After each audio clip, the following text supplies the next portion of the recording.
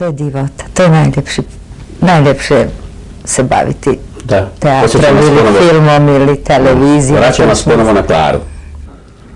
Ja nemam karaktera da nešto počnem. Pa ni liječiti se.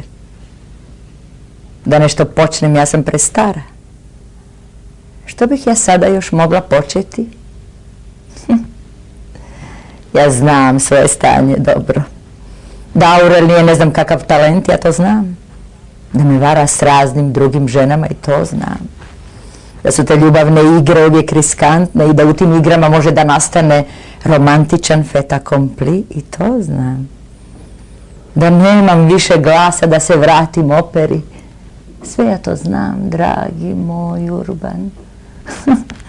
Što ja imam od toga da ja sve to znam? Ja sam legitimna gospođa jednog slikara koji ima svoj ugled, svoju karijeru, svoju novogradnju, svoje izložbene kataloge.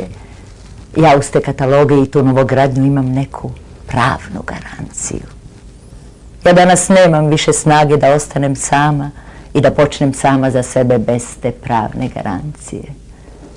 Ja sam se dosta naplakala po hladnim ateljejima u kojima se cijedila kišnica. Vorüber, ach vorüber, gewillt der Knochenmann, ich bin noch jung, gelieber, und rühre mich nicht an, und rühre mich nicht an. Ja se bojim siromaštva. Odrasti između politiranog pokućstva i sadrenih svetaca, u sobama gdje je jedina knjiga starinski molitvenik sa zlatorezom uvezan u kornjačinu koru. Odrasti među onim gladnim sirotama u parhetu, u sumraku petrolejke, gdje se pekmez od šipka čuva u zelenkastim staklima, a rublje se pere lugom od pepela, a pod je gola, izribana daska. Odrasti pod pečatom siromaštva, u sumracima subotnjim, kad su mokre daske, to sam ja. To je moja mladost. Ja bih se momentalno otrovala da se moram vratiti kao gladan model na one mokre izribane daske. Ja znam. Ovdje je sve kulisa. Ali tu za mene postoje pravne garancije da ne moram natrag u onu polutminu.